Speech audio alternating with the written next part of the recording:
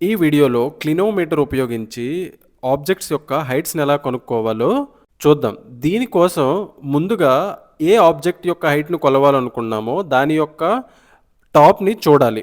ఇలా ఏ వ్యక్తి అయితే చూస్తున్నాడో ఆ వ్యక్తి నుంచి ఆ ఆబ్జెక్ట్‌కి ఎంత దూరం ఉందో ఒక టేప్ సహాయంతో కొలవాలి. ఆ తర్వాత ఆ వ్యక్తి ఆ టాప్‌ని చూస్తున్నప్పుడు ఆ క్లినోమీటర్ ఎంత యాంగిల్‌ని చూపిస్తుందో కూడా కొలవాలి. స్టార్టింగ్ థ్రెడ్‌తో కట్టిన బాల్ అనేది 90 డిగ్రీస్ దగ్గరుంది. ఇప్పుడది ఎక్కడొచ్చి ఆగింది? 40 డిగ్రీస్ దగ్గర ఆగింది. ఈ రెండిటిని తీసివేస్తే మనకి 50 డిగ్రీస్ వస్తుంది. ఈ యాంగిల్‌ని మనం యూజ్ చేసుకుంటాం ఇప్పుడు.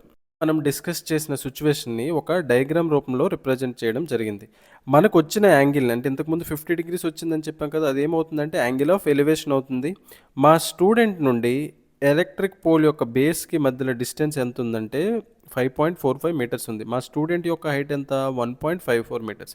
ఇప్పుడు మనకు తెలిసిన ఈ 3 విలువలను ఉపయోగించి ఎలక్ట్రిక్ పోల్ యొక్క హైట్‌ని కనుక్కోవాలి. ఇక్కడ మీరు చాలామంది మిస్టేక్ చేసే ఛాన్స్ ఎక్కడుందంటే ఎలక్ట్రిక్ పోల్ యొక్క హైట్ h2 అని తీసుకుంటారు. h2 కాదు h2 ప్లస్ h1 ఎందుకంటే మనం ఇక్కడ గీసిన రైట్ యాంగిల్ ట్రయాంగిల్ అనేది మా స్టూడెంట్ యొక్క ఐ నుండి గీసాం. సో మా స్టూడెంట్ యొక్క హైట్ h1 ప్లస్ h2 అనేది ఏమవుతుంది? ఎలక్ట్రిక్ పోల్ యొక్క హైట్ అవుతుంది. ఇప్పుడు అది ఎలా చేయాలో చూద్దాం. మనకి బేస్ వాల్యూ తెలుసు 5.45 మీటర్స్. అదే ఏమవుతుంది? హారిజాంటల్ లైన్ యొక్క వాల్యూ కూడా అవుతుంది. అలానే మనకి యాంగిల్ ఆఫ్ ఎలివేషన్ 50 డిగ్రీస్ అని కూడా తెలుసు. ఈ వాల్యూస్ని ఉపయోగించి మనము h2ని కనుక్కుందాం.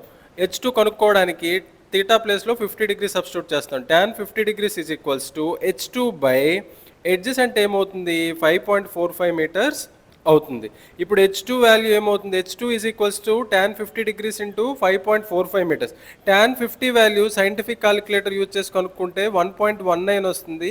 అది ఇంటూ 5.45 చేస్తే మనకి వాల్యూ ఎంత వస్తుందంటే 6.49 అనేది వస్తుంది. 6.49 మీటర్స్. కాకపోతే ఇది హైట్ కాదు, ఎలక్ట్రిక్ పోల్ యొక్క హైట్ కాదు. దీనికి మనం ఏం చేయాలి అంటే మా స్టూడెంట్ యొక్క హైట్ని యాడ్ చేయాలి. అదేంటి? 1.54 మీటర్స్. ఈ రెండింటిని కలిపితే మనకి ఎంత వాల్యూ వస్తుంది? అది 8.03 మీటర్స్. ఇది ఎలక్ట్రిక్ పోల్ యొక్క హైట్ అవుతుంది. Thank you so much for watching the video. ఇలాంటి ఇంట్రెస్టింగ్ కాంటెంట్ కోసం మా బెవరా అకాడమీని ఫాలో అవ్వండి. అలానే మా యూట్యూబ్ ఛానల్ని సబ్స్క్రైబ్ చేసుకోండి.